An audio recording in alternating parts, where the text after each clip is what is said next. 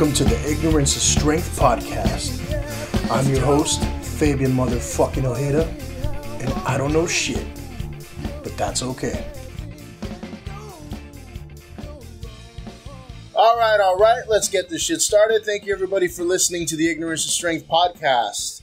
I hope everybody enjoyed episode number 15 with Mary Eileen. It was definitely a different kind of episode, very powerful message that she had for everyone. I hope someone out there got something out of the conversation.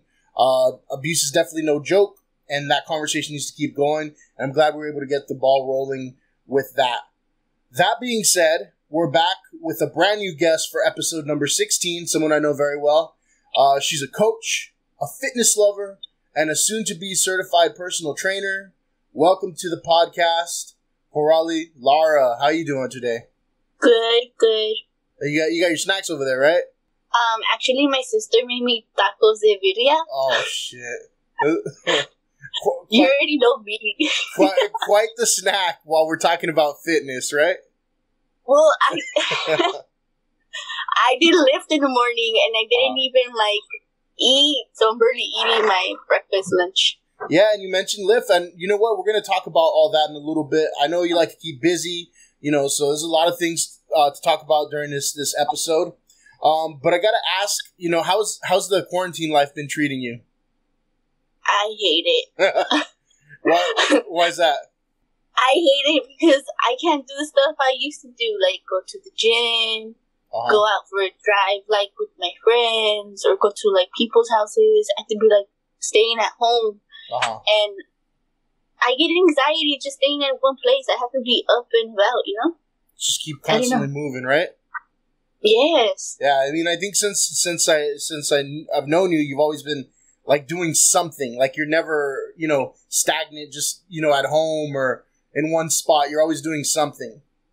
Yeah, I am, and it's tiring at times, but it's worth it at the end. Besides fitness and everything, would you say that you picked up any other hobbies or any passions along the way during quarantine, or it just completely sucks? No, I have. I'm reading a book. Well, I haven't even started it. I just chose it yesterday. Mm-hmm. But I'm going to read that book. And then I started painting again. Okay. So that's cool. I used to do it a lot in high school, mm-hmm. where I used to paint almost every day or draw my sketchbook every day. Yeah. And I'm doing it again just because I know I like it. Mm-hmm.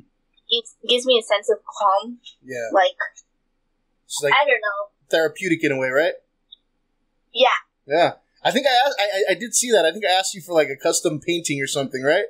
I already made it for you. I'm just finishing it up. What was it again? Wario. Oh, hell yeah. All right, I'm going to put that up. That's cool. Yeah, I'm doing that. I'm trying to find ways to do stuff that I like, but incorporate it to selling my paintings and stuff. But people suck. They don't want to spend that money, right? I know. No, I mean, I think it's a little different too because I knew a lot of people that would do the art walks and stuff like that. So even for something like that, it's hindered because of the quarantine, Yeah. Yeah, and so I think when those things come back, you might have some luck with that, but I mean, I definitely I saw the ones that you put up online. I'm like, those are pretty cool. I forgot that was one of the many skills that you possessed. Yep, I did put it on my resume. Remember? I was just looking for a fitness person at the time, so I might have blocked that out.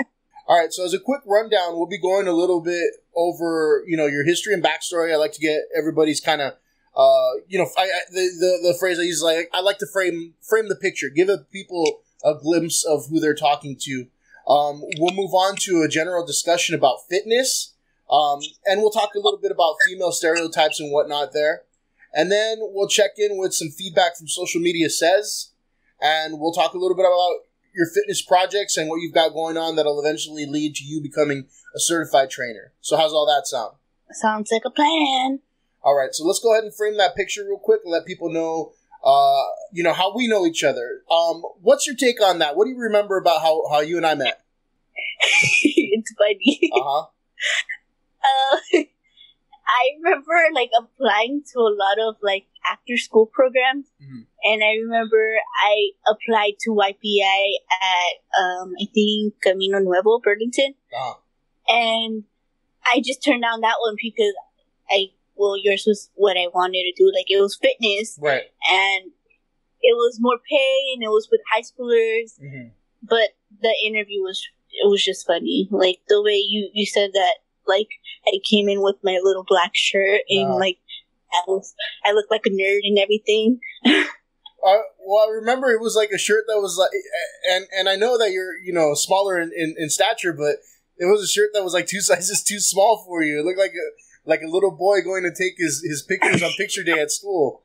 I didn't have another interview shirt. Did you want me to come with a t-shirt? I mean, probably not. But or I don't know, maybe so. Then you probably would have been showing off the guns a little bit, and that probably would have helped out. But yeah, I was just like, who is this girl with this little boy shirt on in this interview? It's not a boy shirt. It was an H&M shirt. I mean, I don't know what the difference is there, but it was a little boy shirt. All right, we'll leave it as the little boy shirt. Well, I think with that though, with the interview, there was like, it's hard to find good candidates, you know, and I kept getting duds, people that, you know, had no business working in an after school program because a lot of them too, they had, you know, degrees and everything, and it's like no experience working with kids or no passion for it, you know, and I think. You know, what sold me on making sure to hire you was your passion for fitness. I was looking specifically for someone to work with, you know, especially female students, because a lot of them were kind of just, you know, they were interested in doing something with fitness, but maybe not quite as comfortable getting there, right? And I think for my end, I'm like, you know, if we put another female in there with them, it might help them explore that realm a little bit more, right? Yeah, and it did. I think it did take a toll once I got there because a lot of kids were going into the club, and I was even surprised that it had a lot of kids. I was like, "Wait, what? They like me?" Yeah, that's always kind of a trip at first. You know, you expect the kids to be a little bit harder on you, but when they're welcoming, it's definitely something that you know, is really helpful right off the bat. You know, they can't hate you right off the bat. Yeah. So till this day, they tell me like, "Hey, Miss, when can I work out with you?" And I'm like, "No, that was the end. Now you figure it out now." Hey, well, if they graduate and you know they're adults now, why not start training them, right? Yeah. So I mean, just quick praise to you. You know, I definitely really enjoyed having you as a staff member. I think you came on board. Immediately jumped up into everything. You know, we had a lot going on, clubs, field trips, recruitment, everything. So there was like a lot of work to be done at the time. And I appreciate that you didn't make excuses. You know, you were there to work, because a lot of the times you get people, you hire them and you're like, hey, can you work, you know, an extra hour here and there? And I didn't have that problem with you because you were always asking me like, hey, is there more work I can do? You know, is there any way to get more hours? I'm like, there definitely is, you know, because I think the first, you know, couple of months that you were there, you know, I think you were probably almost averaging like, I don't know, 30 hours a week or something like that for a 20-hour position. You know, is that kind of what you remember? Well, yeah, I remember we were going like on field trips, Hamilton, all that stuff. It was pretty fun. I mean, I like working. It just keeps me busy, and I think my dad has part like to do with that because he was a hard worker. And just seeing him take on many jobs is just, I could do it too, you know? Yeah, for sure. I mean, I think too, it's a quality you don't find in too many people, you know? Taking pride in your work. You know, some may say like workaholic, but you need workaholics every now and then, you know, because that's going to balance out the people that are just kind of lazy. Right? Yeah, definitely. Everybody definitely has those. At the same time, you know, you were working with us at the school for YPI. You were keeping busy in other ways too, right? So you were like hustling with Lyft at the same time. I think you were taking classes. Were you also training people? Chipotle too, yeah. Oh, and that's right, you had your second job at Chipotle as well. Yeah, like I would go to Chipotle first, and then I would go to school. Mm-hmm. Or I would do Lyft in the morning, then go straight to Chipotle, and then after like 1 o'clock, I'll just go to the school and be there like most of the day. Yeah, I mean, what do people tell you when they find out like how super busy you are? Like, what's the feedback you get from like friends or family when you're like that super busy all the time? My family, they're always like, "Oh, you're always in the street," and I'm like, "I'm working, dude. Like, let me be. I'm working." But my friends, I don't really have that many friends here in LA. Like, still after 3 years of living here again, I don't know. I'm more of a person that likes to be alone, and I think you have noticed that because for sure. Going to like Brass Monkey and stuff, I was a bit hesitant and stuff, but I think my friends are like the YPI people that I work with. Like, nice. Those are the people I consider friends, because my friends from high school and stuff, like, I still keep in contact with them. They hit me up on Instagram or like Facebook and stuff, and it's not the same. It's like, you knew the old me. This is the new me now. Like, okay, we're different people. Well, that's cool. I'm glad that we were able to build your little tiny circle of friends there. Then in that short time we were working there, how was I as a supervisor? Was I Michael Scottish? You kind of were, now that I think about it. You're like a cool, funny Michael Scott. I don't think I was always doing the stupid shit he did, but the parkour. If you ever saw me doing parkour, then you'd probably see me breaking a goddamn hip the next second. Yeah. I don't think that was gonna happen. All right, so I mean, to give a little bit more insight about you, just growing up, you grew up in South LA, right? For the most part, yeah. and then you had to spend a little bit of time in Modesto.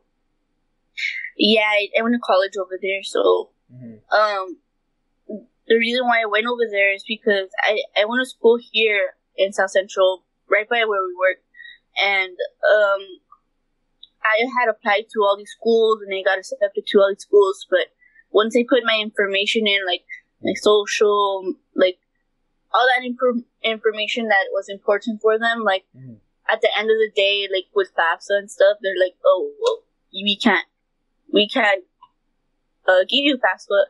But my parents didn't really make that much money at the time. I think both of them had lost their jobs, and so I just said, you know what, I'm not gonna be able to go to Cal State LA or like to Long Beach or any of these schools because my parents can't pay for them, and I didn't want to take out a loan. I was like, I'm barely 17. I shouldn't be able to do that yet.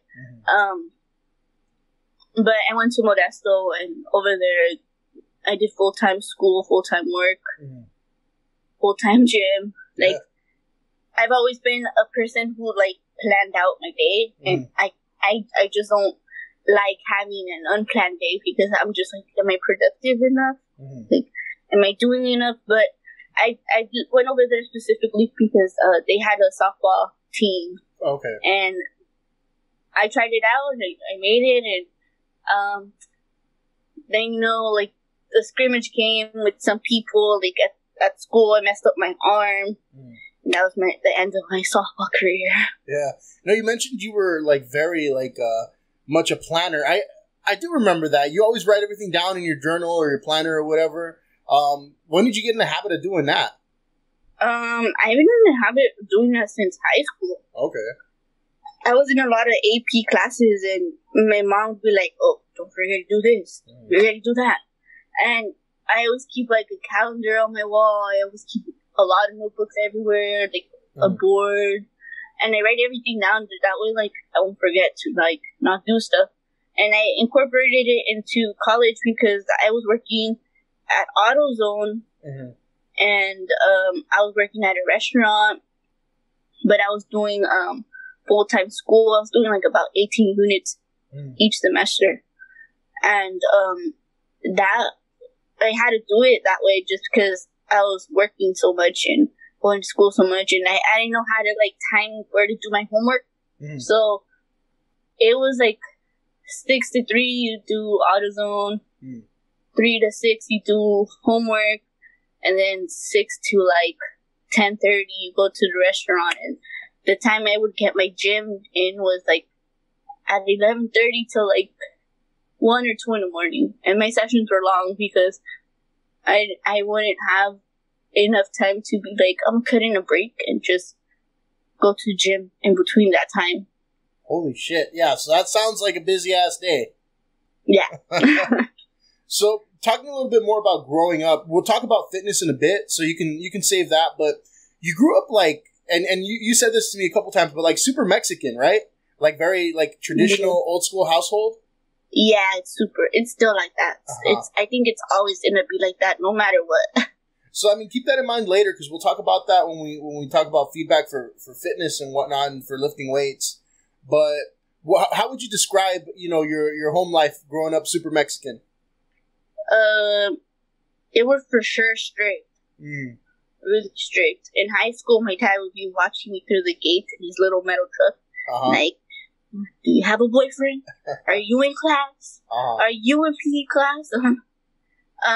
But I really didn't have, I had crushes in high school and stuff, but my parents didn't know about it.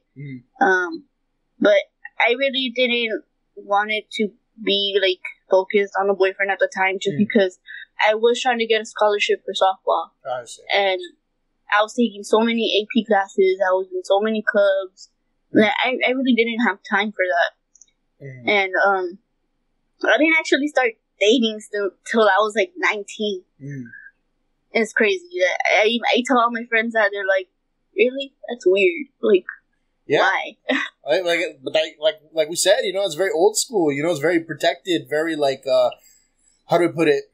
Like, I know, like very like male-oriented, male-dominated, even though you had a household of like all women, right? Yeah, 6 women and 7 with my mom. But my dad was the strict one with with school and stuff. My mom was too, but she was in a different level. She was like, if you don't get A's or B's, I'm gonna take away your cell phone. So I know you're not like you're still super young. You're not too far removed from high school, like. But who would you consider yourself in high school? I know you said you were like in a bunch of AP classes. You were in sports. Were you like more like a jock, more like a like kind of the brainiac, or what was your personality like? And you were a twin, so that was different. I love talking about this. In high school, I was like the jock / nerd, but I was like the shy one. Okay.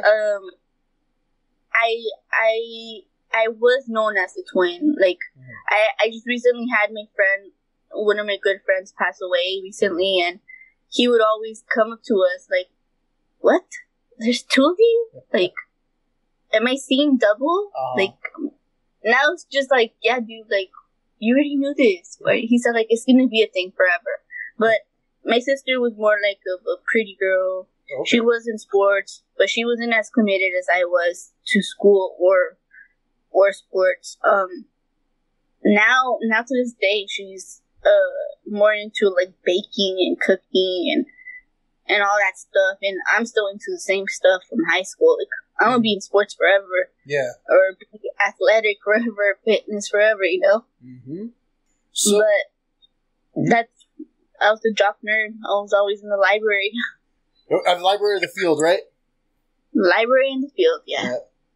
So, I know you mentioned some already, but you mentioned working in a restaurant, AutoZone, and all that. Well, there any other things you did before coming to work at YPI?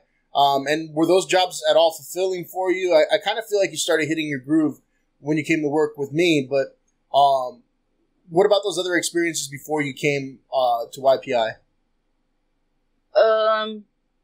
Well, I did when I moved here in 2018. I wasn't working in the summer. I was just basically at home the whole day, doing nothing but working out. My mom had gotten me a gym membership at LA Fitness, and thankfully she was able to pay for my gym at the time. Okay. But I had applied to Chipotle just because I was in need of a job. I was just like, I'm using my credit card to pay my bills, and it's not right. But I started at Chipotle, and I came in liking it at first, but as months passed by, like, I think I gave it 3 months. Yeah, 3 months have passed by. Or 2 months, actually, because I got hired with you, like, on October 23rd. Yeah. I just didn't, I don't know, I worked at AutoZone, and I didn't like how the customers treated me. They treated me like shit. Yeah. Like, they would come in with their alternators and their batteries, like, you sold me the wrong one. I'm like, you told me the wrong car. Yeah. Like, I put everything that you told me right now, and you got the battery you wanted, and it's your fault, not mine. But I learned from that experience that I don't want to be in customer service ever again, because people are mean. Yeah. How about people like at Chipotle and stuff like that? I'm sure you didn't have like there was weird people. Like, weird people. They would come and I would know their orders by memory already because they would come in so much. And there was this one guy that would come in. And he would be like, I want my tortilla crispy and I want my burrito thin. And I was just all like, what's the point of getting a burrito? Like, you're not putting crap in there, are you? And like, remember one time I was just so irritated because I did his tortilla like crispy and like golden, and I was wrapping his burrito, and once he bought it, like, he was all like, I don't want this shit. Just threw it at the cashier. Now it's just all like, I took off my apron, I took off my gloves, and then went to the back. I'm like, no, I don't want to do this anymore. Like, I'm done. And I was already applying to jobs everywhere, like at schools, because I wanted to be like a trainer for a school or something, like a PE teacher or something. Right. But I did apply to YPEI Camino Level, but I didn't like what they were offering me. And I remember I was at my boyfriend's house, and I was just like, I think I was applying to more jobs at YPI, and one of them called me, and they're like, oh, we're offering this, and da-da-da-da-da, and I was just like, I'm getting another call, hold on, and that's when you called. So I was all like, alright, then I'll just take the one nearer to my house, and the one that's going to benefit me to my fitness goals, you know? Right. And so I think, once you got to us, I mean, I hope you didn't have the same bad experiences as you did at those other places, but it seemed, like I said, you really started to hit your groove, because that's what you were passionate about, you were utilizing your, what your skill and your passion and your knowledge and passing it down to kids, right? And to me, that's exactly what I was looking for. And I think at the time we had a really cool program going on. We basically built a gym out of an empty classroom for the kids, right? And we had a trip to Fit Expo for them, which was, it was new for you, it was new for them, it was new for everybody, and that was like really, really cool to do right off the bat, within a couple months of you getting there. How did you enjoy that whole experience? I liked it. I liked it from the very beginning. I liked that the kids were into getting the gains and like bettering their health for themselves. Like, there's people out there that expect like results right away, but these kids were like, all right, I know it's gonna take time. I'm gonna come every day after school with you. I'm gonna work out, and you're gonna push me. Like, and that's all I look for. Like, when they want to train people or when they want to train the students, like people that are gonna be committed and into what I'm into. That's why I remember the first day I went there, or on my birthday. Remember, I was showing them how to do box jumps, and I was wearing bands at the time, and I got that scrape on my leg. I didn't hear that. Well, you know what? The company doesn't exist anymore. There's no more workers' comp. Yeah, that's okay. We could talk about it. It's okay. It doesn't exist. Yeah. But I still have a scar to this day. So that was a memory. But that day was hilarious. You're like, it's your birthday and you got hurt. But I like how I brought up Fit Expo to you, and you made it happen. Like, I was having my doubts, like maybe it's not gonna happen. Mm-hmm. But then I was getting used to the field trips you were doing, and when it came, it was successful. We had a lot of kids go. Mm-hmm. They were into it. They were working out, doing challenges and stuff, and I did it with them too. Yep. That trip specifically was really, really cool. You know, because it was. We basically, Fit Expo basically catered to our needs. You know, I think we had like 4 schools that were involved in that trip, and they were there to greet us, and you know, we had our own little VIP entrance and everything. We had our own, basically, our like little boot camp. Yeah, our own hosts that did activities with us. You know, you all were able to do everything else, like go and do meet and greets. Kids were getting all kinds of free shit, and that was really cool to see. You know? Yeah. You're over there crying, meeting your your hero or whatever. My inspiration. I mean, me and her, we do talk now. Like, Mm-hmm. we getting connected to her now, so that's pretty cool. And it's pretty cool too. Like that same day, I found out she had a twin. I'm just all like, oh, what the fuck? Uh-huh. Like this is crazy. Uh-huh. But she tells me when to go, like to where she wants to train and stuff. But Mm-hmm. most of the time, I can't make it because I'm usually busy with work or Right. busy training people. And I mean, as much as the experience would be so cool, but I need to take my time. But she's pretty cool. She's not my fit inspo anymore. Now it's Cass Martin. She's still my inspo. I met her too. She was really sweet. I remember all the kids were there. They were excited to see the girl with the butt. Summer, right? Yeah. Yeah, I don't really like what, like, she, like, her workouts are based on, like, resistance bands and stuff like Mm-hmm. that. And I'm more of you lift heavy and you do ass to grass workouts, you know? Yeah, and I think, you know, that goes a lot more image than anything, right? Yeah, I feel like most of these girls that promote their stuff on Instagram and are so-called influencers Mm-hmm. of fitness. They're just there to, like, show off their body. I mean, I'm not against it or anything. I'm not for it. Uh-huh. I mean, now that, you know, like, I was not, and you know this, I was not a big social media person, you know, up until I got the podcast. Then I created like the Instagram page and everything, and I'm like, whoa, this world is kind of stupid. But you know, I see, you know, people like Summer Rae and all that, and I'm like, this bitch is annoying. You know what I mean? Like, I'm like, I see what they're all about. I'm like, she's annoying. I'm like, how do all the kids, you know, like, gravitate toward her and everything, you know? Especially, yeah. And that's what they tie fitness to. I'm like, that's not fitness. That's just like softcore pornography. For real. You know? It's funny though. I remember they were like, let's go see Summer. I was like, I kind of don't want to go see her. Uh-huh. Like, no. But, I mean, I think only one of them saw them. Like, her and her mom, I guess, or whatever. Uh-huh. I remember the kids asking each other, did you see Summer Rae? Uh-huh. Was her butt as big as it is in the video? No, girl, it wasn't. Oh. I'm like, all right, that's the biggest letdown of the century, I guess. They were sad, or like, But what else? What else do you remember from those early days of getting your fitness club started and everything? I remember it was pretty easy at first because there was a lot of students. I remember the first day I got like 25 students, and Yeah.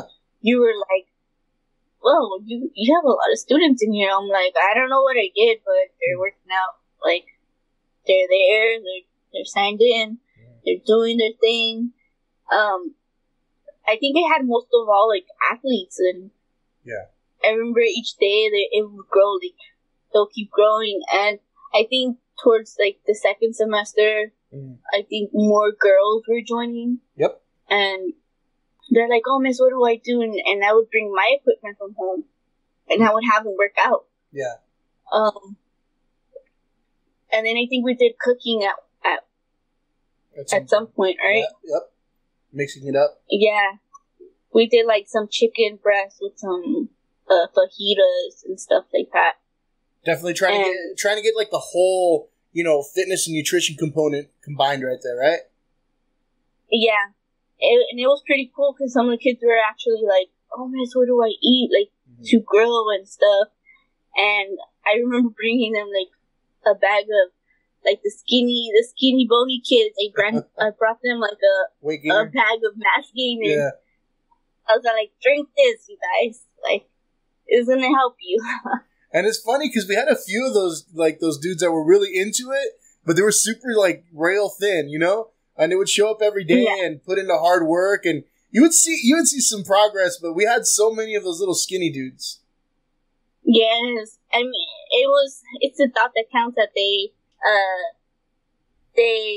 went and they worked out, Mm-hmm. But I liked working for, like, YPI. So it was really cool to see you spark that interest in kids, and I think for you it came very naturally. You didn't have to put on a show or anything like that because it was really what you were passionate about. But when would you say that you first got that spark that launched you into the fitness world? Like, when did you notice, like, hey, this is a thing, this is what I want?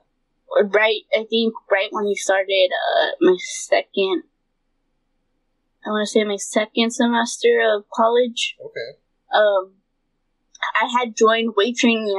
For kinesiology majors, you have to, over there at the school, I don't know about the schools over here. Mm-hmm.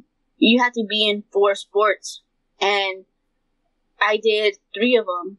And I started with weight training, and the teacher, he was just like, "We're gonna do this, this, and that. We have the workout on the board. You have to progress your weight overload, like." Each day you come to the workout room, mm-hmm. and you have to write it down. I think what started getting me into it was, what was it? I think that summer too.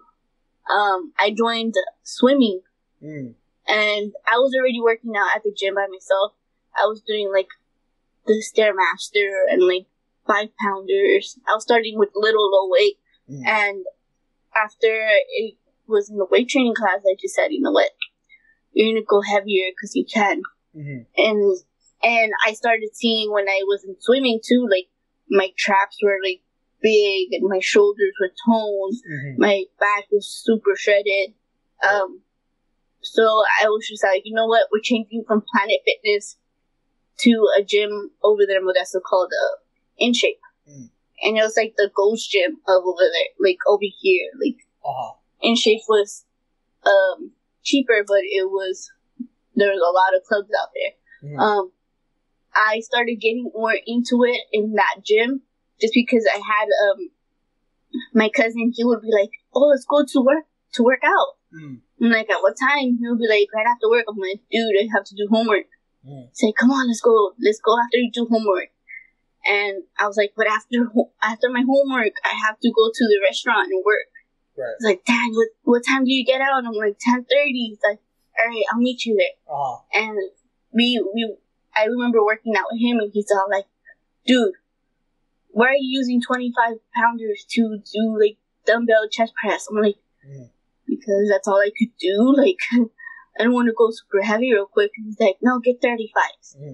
And I started noticing that with the weight when I was working out with him, he would spot me. Right. And I was going heavier every day, and I would see a lot of progress. And I just started liking the definition on my body. And I remember my dad came to visit, and he saw my body change and stuff. And I'm like, "Well, why are you working out?"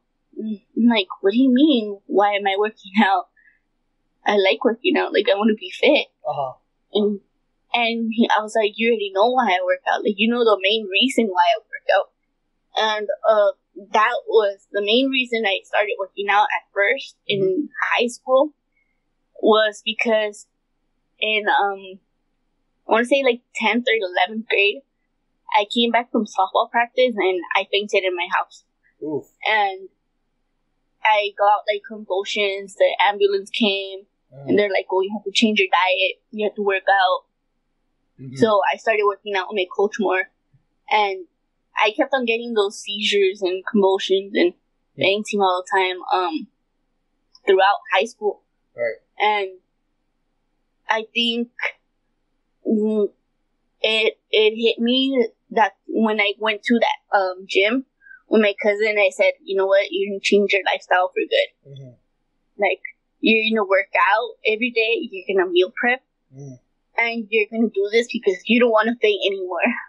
Right. But that's the main reason that I got into it, just because I don't want to faint again, and you saw me faint. Yeah. And it's not nice. I saw that once. It's pretty, I mean, I was a little, shaken up by it. I'm like, oh shit, this is, what do we do?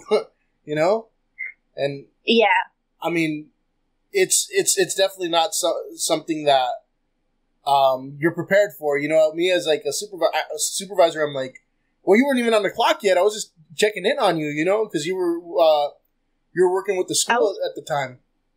Yeah, I was fundraising for cross country. Yeah, and I'm like, oh man, I'm like, they told me like, oh yeah, Coach Lara fainted. I'm like, what?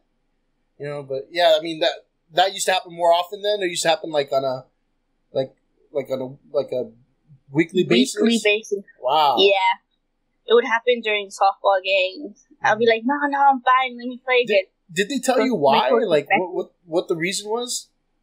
It's because my uncle from my mom's side, he has epilepsy, but he has it like really bad. Like he faints out of nowhere. Like you don't even know when he's gonna faint. Like it just happens. Oh.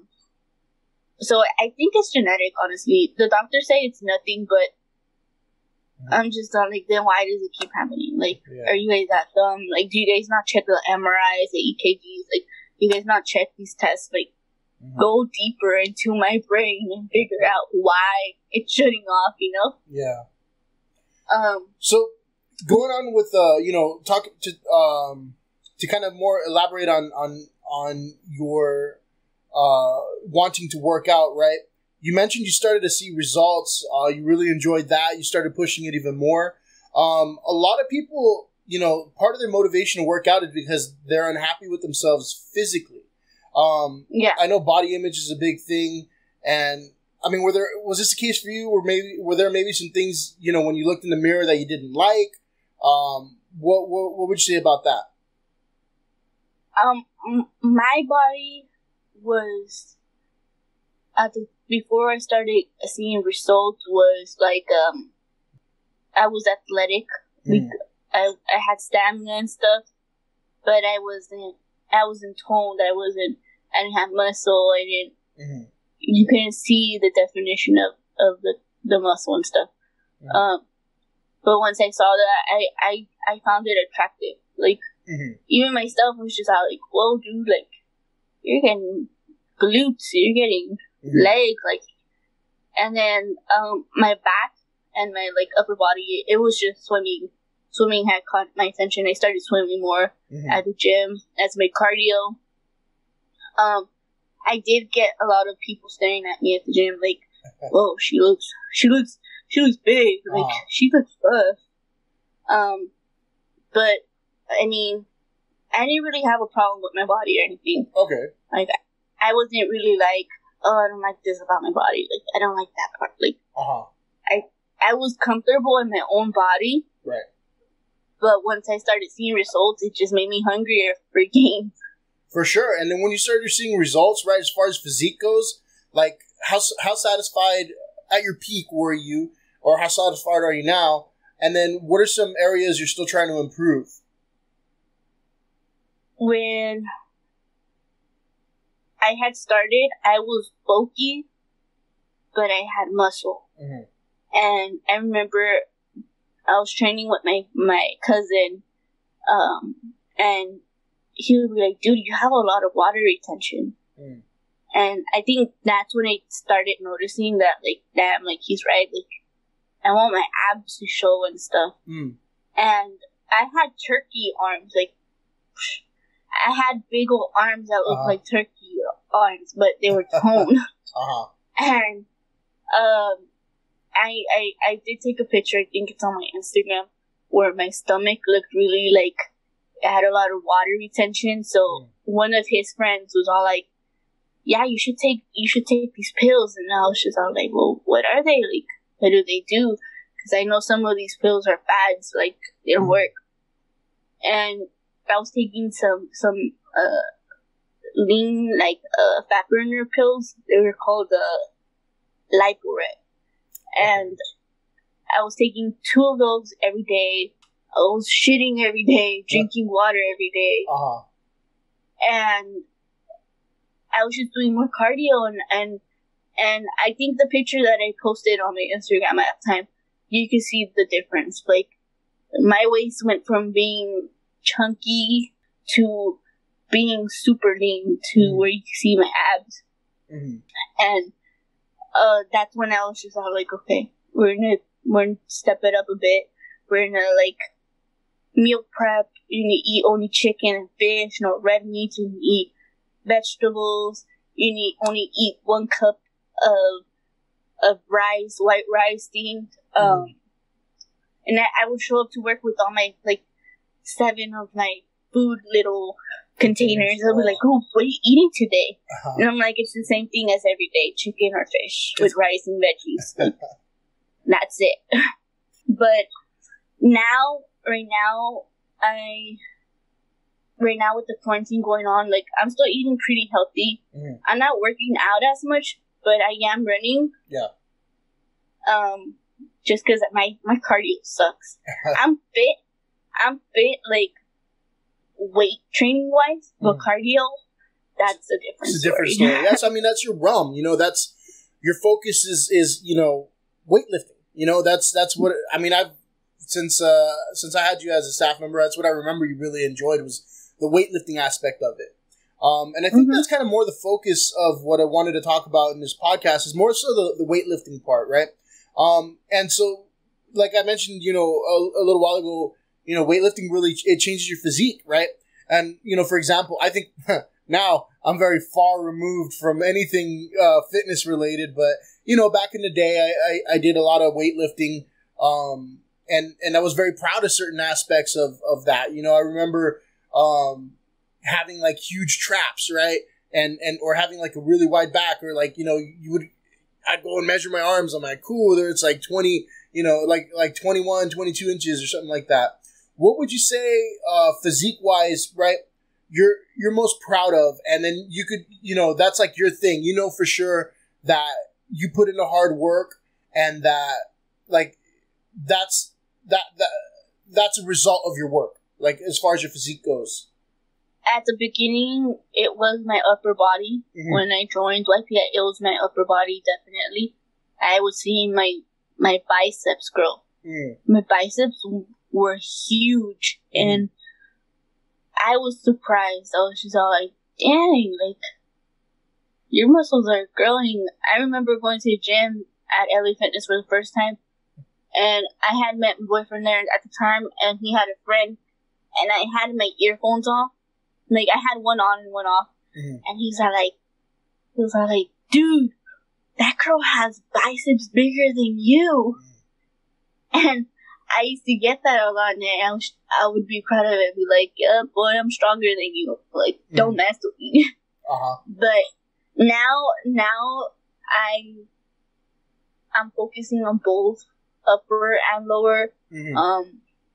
Right now, my lower body is not super toned, but it's built, and I haven't gotten my legs to the point where right now they like really toned, and they do look built, like to the point where you can see them through my jeans and through my tights and the stuff. But I know definitely when I go back to the gym after quarantine, if quarantine is ever over, that I'm going to be hitting legs again like I used to. And that's three times a week. And that's and we'll talk about that in a little bit, but that's part of you know, your workout plan that we're going to promote in a little bit, right? Is lower body. Yeah, I have different ones, but I'm just sharing what worked for me and what could work for others. You know, I do want to help those that that feel like, oh, I don't like the way I look, or I know I could better my lower body, or I know I could better myself within fitness and nutrition. But yeah. So after this quarantine's over, right? What are some fitness goals that you may still have, other than becoming a trainer? I think you once mentioned to me you might be interested in doing like a bodybuilding competition or something like that. Is that still something you're interested in? Hell yeah, Fish. I want to do it for sure. I think it's a goal of mine, like, to at least do one bodybuilding competition. I know it's going to take a lot of commitment and a lot of strength and time and patience, but I haven't done it just because it's right now quarantine. Yeah. But I still need to do my research. I still need to do like a lot of stuff to know more about it. That's why I'm doing my certification, because I need to learn how to count my macros. I know how I'm right now, but I'm not as committed, and I want to get to a point where I'm just going to be concentrating on only that and just that. Yeah, a few episodes ago, I had another guest, Norma Larios, who she actually competed in a bodybuilding competition in Venice, and she explained to me that it was it's pretty much like a all day kind of thing, worrying about your nutrition. She even went as far as to hire a coach for training and for posing and all that stuff. So it's definitely a step up, Yeah. I do know it's going to be hard, but I mean, I do have one of my good friends. He competed at a bodybuilding competition. He got second place for his first time, and he told me, he's like, I'm going to do it again, and I'm going to win in first place. I'm going to do it. And I see his posts and everything on Instagram, on Snapchat, everywhere. He's always working out. He's always eating his chicken and rice and veggies, and he's counting everything he eats. He does eat pizza at times, which I'm glad I could do too. But he's, when I saw him and I met him the first time, I was just all like, "Whoa, dude, you're freaking huge! Like, what the hell?" So yeah. I wanted to discuss women and weightlifting. So these days, I think it's more of a common thing. In fact, I think it's so much more common than guys even trying to be weightlifters. Girls do it more often than guys now, from what I've seen. Yep. But, there's nothing crazy about it now, And like I mentioned before, you grew up a little old school. So from an old school mentality, some may say something like girls shouldn't lift weights, right? So talk about that a little bit. I know you mentioned it, that you heard it from your dad, but did you hear that a lot? Did it affect you? How did you respond to that? I heard it. So first time my dad told me that, like, oh, girls shouldn't do weights. He had told me prior from that, like, you shouldn't be in sports. Sports are for boys. And so since that day, I just said, you know what? I'm joining every sport possible and proving you wrong that a girl could do what a guy could do. And I told him the same thing when he went to visit me in Modesto, and I was doing weight training, and I was really like getting into the fitness life. He's all like, why are you lifting weights? You're gonna look like a man. Weights are for a man. And I would just give him the look I give to people when they're like talking stupidity to me. And I remember telling him, do you pay for my gym bill? Like, do you pay for my meal preps? Do you support anything that I do? And he just stay like, well, what? Well, and that's when I was like, look, this is my lifestyle now. This is the way I'm going to do stuff. And if you don't support me, it's fine. It's going to give me more power to prove you wrong, that I could do what men could do. Right. And it's always been like that. It's been like that when I worked at AutoZone too. You saw like, oh, why are you working there? You don't know anything about cars. But I was one to like, all right, then show me how to do it, and I'll learn it quick, and I'll do it every day. Right. And that's what I did in AutoZone, and I still did that with fitness, with sports, with anything. Like, I think when I moved here, I was doing my own car oil changes. And he's like, "Tú no sabes? Like, you don't know how to do it?" Yeah. And I'm like, "Dad, I'm gonna do it, and I'm gonna prove you wrong." And he will watch me doing it, and when he saw me finish, he was like, "Oh shit!"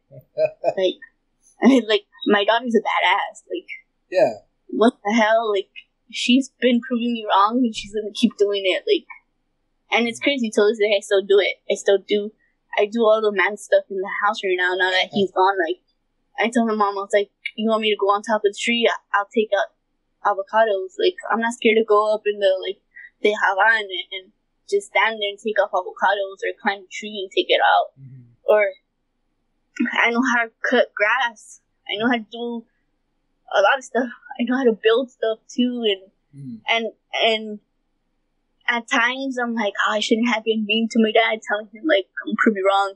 But I mean, now that I think about it, it's like I'm proud of doing that because he's not here no more. Someone has to do it, and I'm doing it for him. And, I think the cool thing about that, is that you kind of change the narrative and maybe his perspective, from having that old school mentality to kind of thinking a little more freely after that, Yeah. And I think I mentioned before, I hired you specifically to make our girls comfortable working out, right? And they loved what you had to offer. They wanted a female in the room. So when it comes to something like weightlifting, how crucial is it for women to change the narrative about fitness and weightlifting, like yourself? Like, how crucial is it for people like you to go and make other women feel comfortable doing the same? I say go for it. Like, don't let others stop you to, like, stop doing for what you like doing. Like, it's what you're gonna change for yourself. It's what you want to do for yourself. And I say, fuck it, do it. Don't care what anyone tells you or thinks, or like they look at you weird. You keep doing it until you get to your goal and be like, all right then, you're gonna be jealous of me because I'm doing whatever I'm doing for myself, and I'm bettering myself. But don't feel let down, girls. We got this, girl power. So, real quick before we jump into social media, says, just, question that popped into my head with what we're talking about right now. Do you ever get like dudes kind of like trying to tell you like how to work out, or like, hey, you're doing it wrong, or anything like that? I think nowadays people call it mansplaining, I guess. But you ever get that in the gym? I do a lot, and I get it from my boyfriend too. But I always look at him, and I'm just like, dude, I'm studying for this. Like, I get that my form is sometimes like iffy, but I'm gonna do it right as soon as I keep going through the like stages of going heavier and stuff. But I do get that a lot. Like, I go to the gym by myself sometimes now, and like guys just stare at me and they're just like, "Oh, she's lifting heavy." Like, damn, she could lift those 50s. Like, and they stare at me as I go get my weights to do like bench press and stuff. They're like, "Oh, she doesn't need a spotter. What the hell?" Like. And I get a lot of guys that, like, hit on me or try to hit on me. They're like, "Oh, your muscles look nice." And then there's those type of douchebags that are like, "Oh, you look like a man." Wait. What the hell? Like, what is that? What kind of way is that to introduce yourself, Yeah, I just look at them, or like, I'm just like, "Are you an idiot?" Like, but when people tell me that, I'm like, I could probably lift more than your girlfriend. Like, Don't start with me, because I will start. But I don't let it get to me. My dad used to tell me that too. And then students used to tell me, like, "Oh, miss, you look like a man." Like, yeah, I don't really care what you think. But, I mean, I know it's just perspective, but I don't think so. I think you still, while you can tell you're fit, you're toned, and you're in shape and everything, I think you still, keep your femininity, Yeah, like, I told him that too. I'm like, I still have curves. Like, they're not gonna go away. But I have girls tell me that too, and it's not only guys. I have girls messaging me on Instagram. They're like, "Oh, I don't want you to train me because I'm gonna look like you, and you look like a man." And it's just, I'm like, and not everyone's body is the same. You're in it.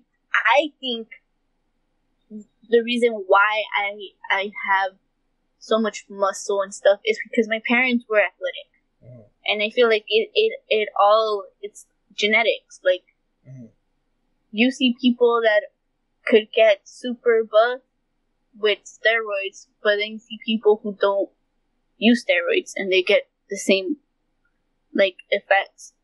And I just think like just go for it. I don't care what anyone says if I look like a man or not. I'm not. If I train you, I'm gonna meet you towards what your goals are and what you want to look like. And if you don't want to look like a man, it's fine. We'll tone you up and make you look like a woman somehow. Still, like. Well, for the record, you don't look like a man. If I saw you walking down the street, I would be like, "Hey, who's that dude?" You know, but I mean, that's just my perspective.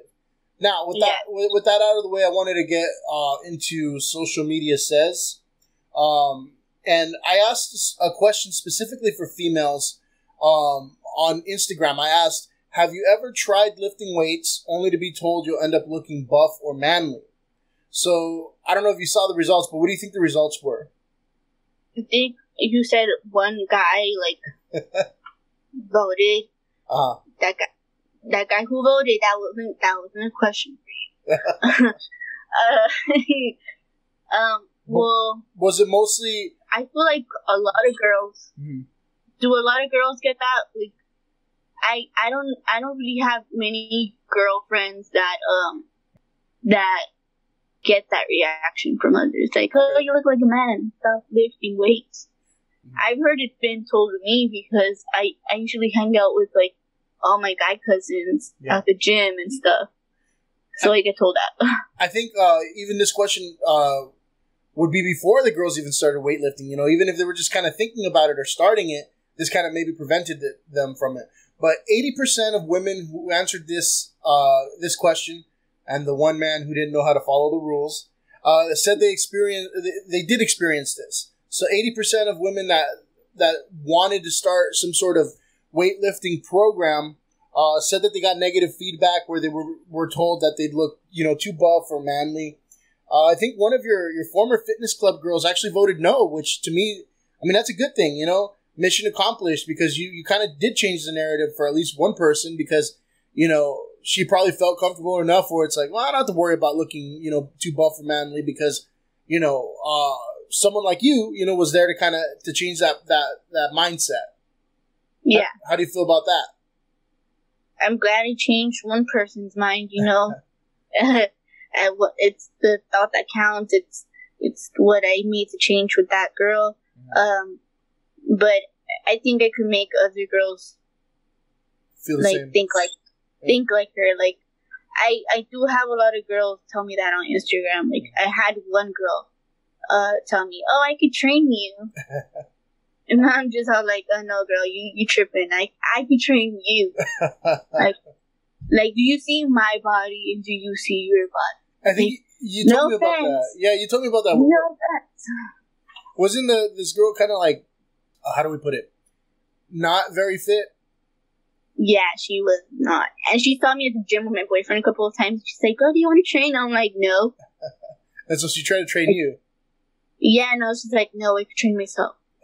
And like, I think recently she messaged me again telling me that, and I'm just all like, "Do you not get the picture, girl? Like, do you see my body? Like, this is weight training. This is like serious to me. Like, I'm not here to be like, all right, I'm gonna work out one day and I see results in one day. Like, no, I know results don't come overnight, and I know I have to work for it like daily."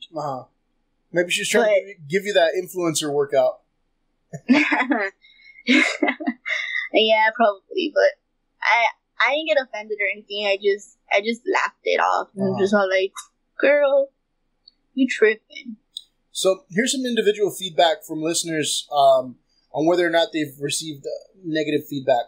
So Genevieve Cerda says, "I never directly, but I heard other girls say that they don't want to lift heavy because they'll look manly or get too buff, especially when it comes to their upper bodies. I'll always tell them, look at me, and it's just not physically possible unless a girl is on roids. What do you, what do you think about her response? I know you don't know who she is or what she looks like, but you know, she's kind of in the same boat that you are. You know, she works out a lot, very toned, but still, you know, very feminine. And I've always known her to you know, be very, very fit. But she doesn't look like over the top or anything like that, you know? So when it comes to upper bodies, right, a lot of females are like, I don't want to, you know, have like buff shoulders or big biceps or be too bulky, right? What do you think about that? I think some girls look that way, like super buff, super bulky, because maybe they are on roids or maybe they just like looking that buff. But I mean, as far as like getting to that level, that size, I mean, would you? I don't think it's like physically possible unless you have some sort of like, you know, steroids or something else in your system, right? I mean, generally, yes, you can get, you know, toned and to an extent a little bigger, but women are not going to be the size of men naturally. Yeah. Would you agree with that? Yeah. I totally agree with that because some people be looking like Hulk. Not she Hulk. Hulk. Right. And and I do believe that those girls that live that much, and I know that I can't get to that point. They are on roids. Like sometimes I see girls on Instagram who just are like, roids. It's the roids. But I mean, part of it, most of it has to do with, well, my way of thinking. It's 80% of nutrition, 20% of fitness. You know, right? You have to. They tell you abs are made in the kitchen, and it's true. You gotta eat healthy and stuff to see the goal and the progression of your body to get leaner, to lose the fat that you have that you can't get rid of, and the way to get rid of it is for you to eat healthier. Like, stop eating all this fast food. Like, stop going to drink. Drinking is a big part of it, too. Yep. I have girls tell me, like, oh, I want to lose fat, but I can't. And I'm just all like, no, you can. You just need to stop eating all the crap that you eat. And you need to stop going drinking every weekend. Right. Like, beer is fat. And I don't think girls or people understand that. That when you're in fitness, you need to stop drinking. And I know I drink. Well, and then also you kind of, it's like for you, I know it's every now and then. It's not like every weekend. Yeah, it's rare. It's very rare. Yeah, like I remember trying to do like some outings and like I don't think she goes and parties or drinks too much, you know. But, yeah, no, I don't. But as far as like putting on size, right? Because this comment I think has to do with the size, right? How hard is it to actually put on size though? I mean, because you know, I think from my point of view, you know, you're not going to get much bigger than what your frame is unless you're on something like, you know, a growth hormone or steroids or something like that. Would you agree with that? That it's kind of difficult to put on like massive, you know, size. It is. I try to like do it naturally. Like I never drank roids or like shot my arm up with some roids. But I feel like if you want to get bigger, like the natural way, you just gotta eat a lot. Right, and then on the other hand, right, if you don't want to get bigger, then just control your eating and don't get on something like steroids. Yeah, my mom went to Modesto recently, and she saw my cousin.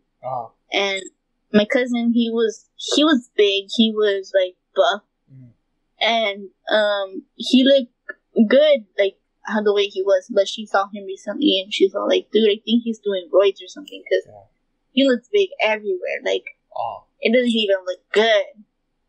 I'm just all like, "Yep, he's on roids, Mom." Well, I mean, episode 1 of the podcast was about steroids. You know, I was talking to my cousin about it, and he pretty much says he's gonna have to be on them for life. You know, and that's his way of thinking. He's okay with it, but you know, same thing. You know, his frame wasn't naturally, you know, built like, you know, like someone who's big and buff. You know, shoulders were a little bit more, you know, small and kind of like pinched in as opposed to broad, you know. And you could tell immediately when he got on the steroids, you know. So I think as far as size goes and women that have that fear, like, oh, I'm going to get too buff, just like Genevieve says in this comment, you know, it's very difficult to get to that point. It probably won't happen if you just have a steady routine and you work out like a normal person without anything to enhance you. All right, so we have the next comment from Cynthia Lopez, who says, weightlifting helped me lose weight. I asked her if anybody gave her negative feedback, and she replied, yeah, my dad, last week. He said muscular girls aren't attractive. How does that make you feel as a woman when people say, like, muscular girls aren't attractive? I had guys tell me that a lot. Like, when I first moved here and I would go, like, see friends or, like, meet up with people and get to know people, they were like, yeah, your muscles are not attractive.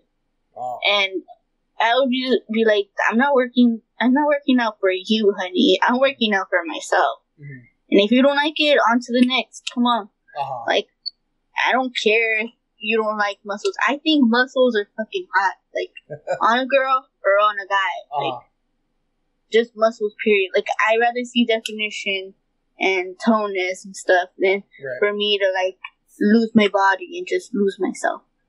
It's really interesting, too, how trends change, though, you know? Because I think that is becoming the kind of like the new attractive. But at the same time, you know, you'll get like movements online where you have like the big girls and all of a sudden that's like super attractive. And, you know, I think the only thing that hasn't come back into style is like the average, you know, Barbie looking girl. But I think, you know, like times change and so does so do people's perspectives of, you know, what's good looking, what's attractive and whatnot. And it's all very arbitrary. Everybody has their own opinion and whatnot, right? Yes, they do. And I think I say this a lot to girls. I mean, do what you want with your body, but BBLs and fake asses and stuff, instead of paying $5,000 to go get your damn body done, go to the fucking gym. Right. Do it natural. You can still get the same fucking results and, like, pay less. And in the long run, it's going to be better for you than going to get plastic surgery. And you're going to have negative effects when you're older. And I don't think people think of that often. They just think about how they want to look and why they want to look like that. Right. What was that first thing you said before the fake asses? BBLs. What is that? Brazilian butt lifts. Okay, it's like is a surgery, right? Yeah. They like transfer fat from wherever you have fat, and they put it on your ass, basically. And that's a big thing with women these days, right? They really they want to enhance that area. Yes, and I'm against it just because it will fuck you up in the long run. And people don't understand that, but I mean, go spend your money, do what you gotta do. It's your life, you know? I mean, after a while, won't it just look like a big saggy-ass diaper? Probably. I mean, the proportion's probably off, too, where, you know, the leg doesn't even connect to it. It looks like a damn... Like two damn lollipops next to each other. For real. It's not... I feel like it's not attractive. And I'm sorry if I offend any girls that have done that, but that's my opinion. It's not going to change. So, real quick for that comment, shout out to Cynthia too, because she's doing a great job. She's training for a transformation competition. You know, she had a kid, and I think like a lot of women afterwards, you know, you kind of your body starts to change and whatnot. But she's making, you know, great effort with that, looking fit and confident too. So I applaud her for that, and I hope to hear about that competition soon. Lastly, on social media says we have Perla Villanueva, and as far as the question goes, for girls looking buff and manly, she says it's a total myth. She says, I used to spend 3 to 4 hours at the gym 6 days a week, lifting and working out, but mostly lifting. And she says for a female to be super buff, it takes a lot more than 4 hours in a serious diet. And I don't lift light. I'm always pushing myself. Right? So another one that says that it's hard to get huge as a girl anyway. Right? So do you agree with that? Yes, I totally agree with that. Mm. It's not easy for you to put on weight.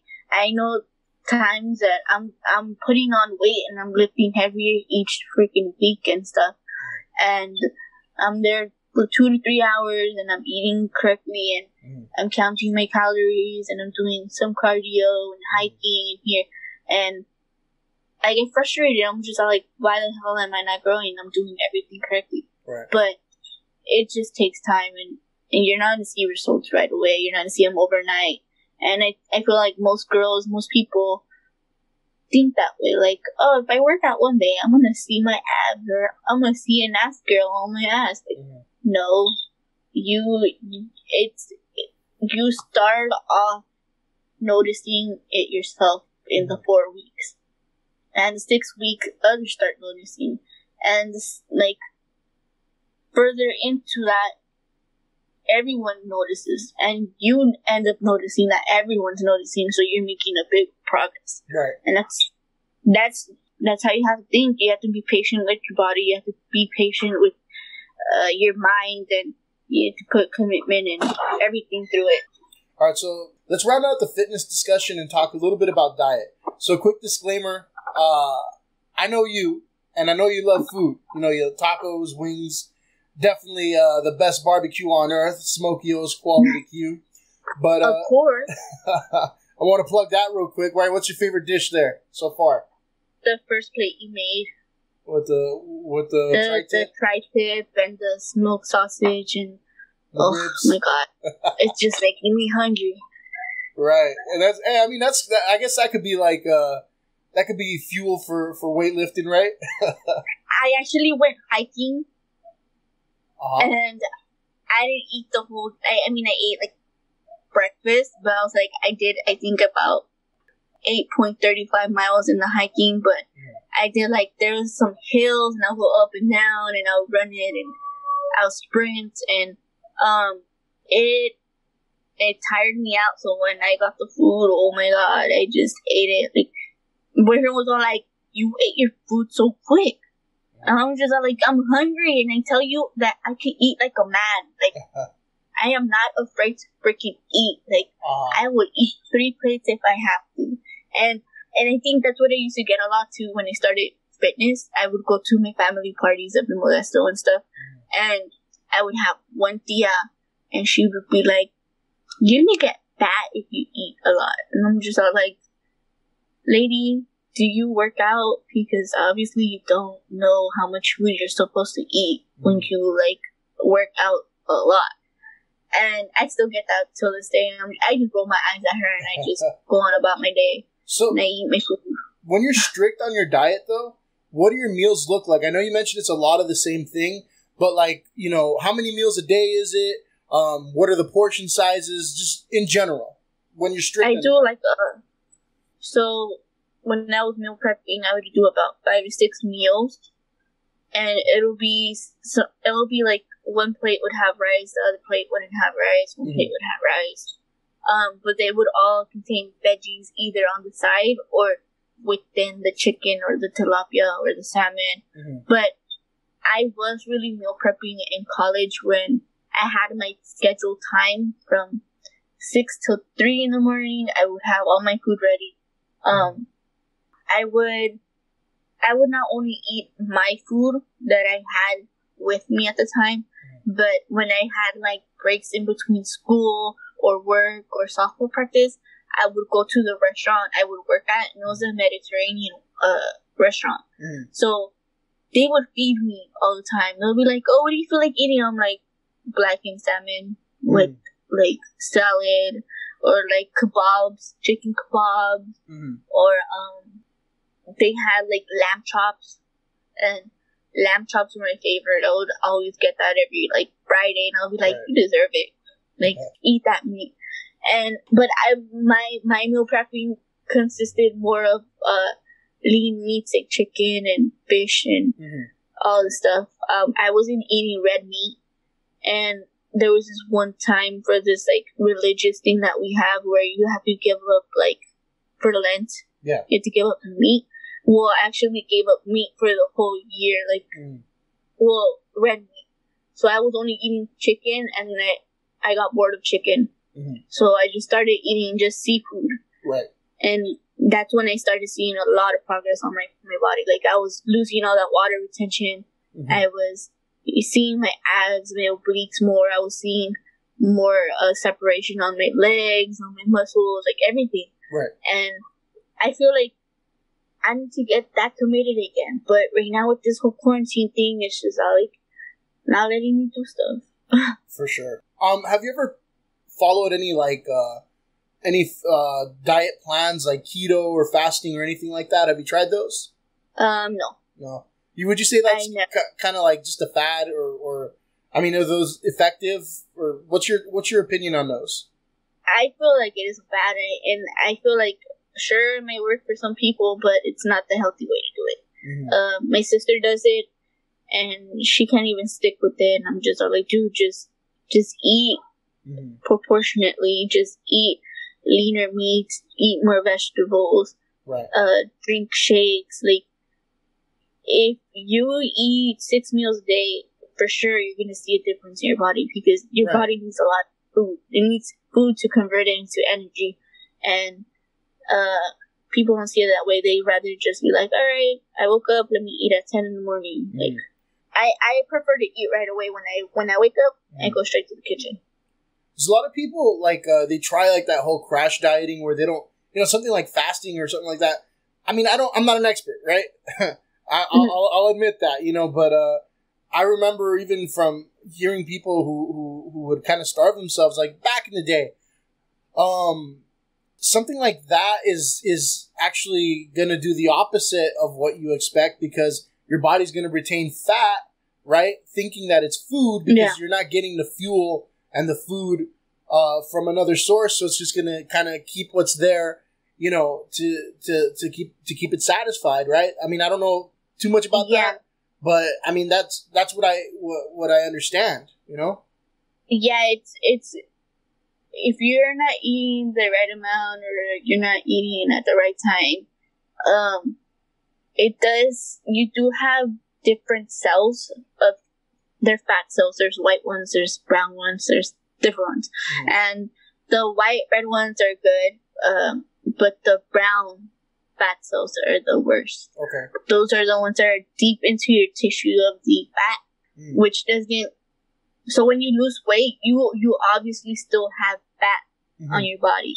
And those are the brown cell tissues that are deep in there that you have to get rid of by eating healthier, leaner, drinking water, cutting out carbs, cutting out beer, like anything that has too much fat in it, you need to cut it out. Okay. But that's basically what I'm doing right now. Like, I'm not trying to eat a lot of tortilla and rice, because I'm trying to get leaner. And that's basically what my guides have, like a grocery list. Like, it tells you what to eat and how much to eat and how many meals you're supposed to eat, and the like list of veggies and meats and all that stuff. It's supposed to help you grow. Okay. Now, we talked about diet being important as far as like that's where the abs are made, right? Is it okay every now and then to have a cheat meal? And what is your cheat meal? Yes. What does your cheat meal look like? My cheat meal are your barbecue stuff. That was the right answer. Good. They literally are. I could eat like wings. I air fry wings. I eat burgers with like lean meat. But they're still healthy in a way. Okay. And when I eat like bad food, I don't feel bad about it. I deserve it. I worked the whole week to get my body toned and get it sore and get it tired. So of course I'm going to eat something crazy. Yeah, it's a reward. Okay, so we talked a little bit about it already, but I know you're always staying busy, you're always hustling, and right now you're kind of in the middle of something big where one of your goals is to become a personal trainer. How far along are you with that? Like, when will you become a trainer? Possibly September 17th, but I really like learning deep into the content that they give me, so I want to get the most information retained into my damn brain and actually be the type of trainer that knows her shit. I don't want to be oh yeah, I learned it and I have my certification. If I feel like I'm not ready to take the test on September and I feel like I need to study some more, I will extend it till December. In December, I'll have my certification for sure. Cool. But right now, I am studying. I am doing my notes. I'm doing my charts. I'm reading body parts and everything. And I have taken anatomy and I've taken nutrition class in college. So most of the information that I'm getting from NASM, I remember it off the bat from taking those classes. So it's beneficial for me. So hopefully September 17th I get my certification. So just really briefly, you don't have to go into too much detail, but if someone was interested in becoming a personal trainer themselves, right? How long does it take? What's the cost? What do they need to do? Just bullet points. Do your research before you jump into I jumped into it. I did NASM and one of my friends did their certification on there. And he just said, you should have done it somewhere else because NASM is not that great. But although I'm already doing it, they do have specials where they take off a certain percentage of how much you pay. Mine was about $600. Wow. And you do it in 6 months, or you could either extend it and do it for longer, which I did. Because I was supposed to get certified in April, but work was being hectic at the time, and I didn't have time to study, so I extended it again. But with quarantine going on, I don't know yet. Maybe by September, I'll know if I want to keep extending it. Yeah. To retain more information, just because it is a self study. You have to commit to it. You have to be on top of it. There's not going to be a teacher being hey, this is due, or read this chapter, or do this. You're your own teacher. You're your own person to be oh, I need to read chapter 5 to 10 by this day. Because at the end of the day, if you don't hold yourself accountable, you're not going to learn anything. And that's one of the biggest advice I could give. Hold yourself accountable. It's all very self-paced. All right, so let's talk about your project that you're working on, and this is where I really want you to promote. So sell the shit out of it, because I want you to be successful in what you're doing. So I know you recently recruited girls on Instagram to follow a challenge, right? Is that something you're still doing? Yeah, I'm still doing it just because I already have 2 people doing it. It is a 6-week lower body and ab program. It's it includes a lot of information of how you're gonna grow muscle into your body, what you're gonna eat, how much of workouts you're supposed to do, and the workouts are Monday through Saturday, so you don't have a rest day till Sunday. So Sundays are typically cheat days. It does include Monday, Wednesday, Friday. It is a lower body, and then Tuesday, Thursday, Saturday is abs. And I did this workout. It's what worked for me, and I know it's gonna work for others because I have done it with my sister back when she lived in Modesto, and she had a lot of progress. I do it with my friends too. And this is geared specifically towards girls, right? Towards females too? Yeah, it's towards girls. The ab one, it's for anyone. The 6-week thing, it's lower body and abs. But I do have ab guides. If they just want to do abs, I have those available. I am doing upper body ones too, but these guys are based on home equipment. Like, you could buy resistance bands. You could use gallons of water. You could use your body weight, and it's gonna work out your body. You're gonna feel pain. Like, I feel the pain definitely, and sometimes there's days where I can't even do legs the following day.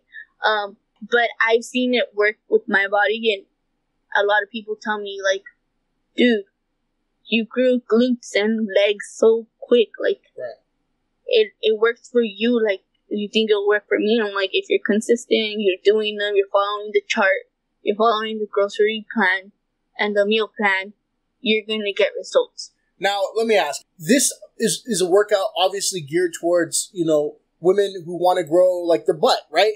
I mean, yes. That's, like, to put it in simplest terms, right? Definitely. Would you say at some point you were like, okay, I'm not satisfied with what I'm looking at? Yeah, I knew that in high school I was a little. I used to be like, I don't have an ass. I need to get an ass, and I started weight training, and I started seeing difference. And my sisters would be like, "Oh, your ass used to be flat in high school. Now it looked like you sucked your ass in, and now they're like, dude, I want your ass." I'm like, well, let's get to it. Like, I have the workouts. I have everything here. Like, we can work out. It just takes a matter of commitment, and if you really want to do it, if you really want to change your lifestyle. And I think it's important to put it that way so that when people are listening, they understand, like, okay, that's what I'm going to get. Because the last person I had on that talked about fitness, people that listened on the podcast, they actually started following her, right? And that's great. I want to see the same thing happen for you, right? And so I want to make sure that they know exactly, like, this is what I'm looking for, because I think that a lot of girls, and I'm not a female. I can't really qualify this answer with experience, but from what I can gather, I think that a lot of females are very kind of like self-conscious about, the glutes, about their butt, right? They're always like promoting videos out there like, oh, grow your booty in whatever amount of days, right? And so this is something that, if that's what you're looking for, you feel very confident that you can get those results for these girls. Yeah, definitely. And so when it comes to these workouts, right? I'm assuming at this point, because of quarantine, it's virtual, or is there any in-person kind of thing going on with that? I'm doing virtual ones as well, or I send videos of how, like, the workouts are supposed to be done. I do check up with them from the beginning of the week to the end of the week. I have them send me before and after pictures. I also, I am training one of my sister's close friends here at my house, and I think tomorrow we're training. But all you need is some resistant bands, and you have a gallon of water, or you just want to use your body weight, go for it. All you need is the yoga mat, resistant bands, gallon of water, that's it. And I mean, I have stuff here too, and I do charge more for, like, having them come over here and work out in my house, right? Due to the fact that I have no job right now, and I'm trying to make money. It's summer's hard for people that work in schools, right? Yes, it's definitely hard, and I didn't think about that when I got hired out of school. But I do want to make this a job that I love, just like how I was training the kids. I do want to have people like, damn, she's really giving these girls results, right? And I'm not gonna be like, oh, you're not doing it right. I'm gonna show you till you get it right, and you're gonna do it until you're in pain, and I'm not gonna let you stop. So that's the personal aspect of personal training, right? Is that you're gonna be there, giving them your all, 100%, until they get to the point where they need to be. Yeah, and I tell this to every girl that I train. I'm not always gonna be there, but I am gonna hold you accountable. Okay. So, anything else you're promoting out there as far as your fitness plans, or I mean, you had guides as well, right? We talked about those a little bit. Right now it's just that I do want to see if I could start selling meal preps, but that's for the future right now because I'm just starting out. Right. But it's gonna be a part of my same Instagram page. Like I'm not gonna change it. So let's plug your social medias, get them out there, repeat it a couple times. Let's get people following you and, you know, asking you questions and really utilizing, you know, your skill and your knowledge. So plug your social medias for me. It's Instagram. That's the only one I have. It's bit_Coraly6. So FIT _CORALY 6. All right. bit_Coraly 6. Any other things to plug? Any YouTube or anything like that? I'm working on my YouTube. I don't know right now what it's called, but I'm pretty sure if you look Coraly Lara on there, it'll pop up. Okay. So we'll if you get that up and running, I'll make sure to plug that on the podcast page as well. All right. So usually at this point, I ask about the next episode. Unfortunately, for the next episode, our scheduled guest did have a family tragedy, so I'm not going to have her on episode number 17. So I'm going to have to think of a different way to fill episode number 17. And I'm working on a couple guests right now. We might have a band coming on to promote their new album, right? Do you have any favorite bands that you listened to back in the day? Back in the day, I used to listen to, like, rap. Oh, okay. I used to listen to, like, Ice Cube, like, old school rap. Mm-hmm. And now, I don't only listen to, but mostly listen to, like, Banda Mes, okay, like the Mexican bands and stuff. Uh-huh. But I'm into, like, No Doubt and stuff like that. So, cool. Hey, hopefully they're a good band and I'll check them out. All right. So with that being said, we'll go ahead and close out. Thank you for being on. I appreciate it. How'd you like your first podcast experience there? It's cool. It's different. I never done a podcast. You think hopefully we'll get some people, send them your way, right? And we'll get the ball rolling with some of the projects you're trying to do. Definitely. All right. So everyone at home, I appreciate you listening. Thank you. Fuck you and good night.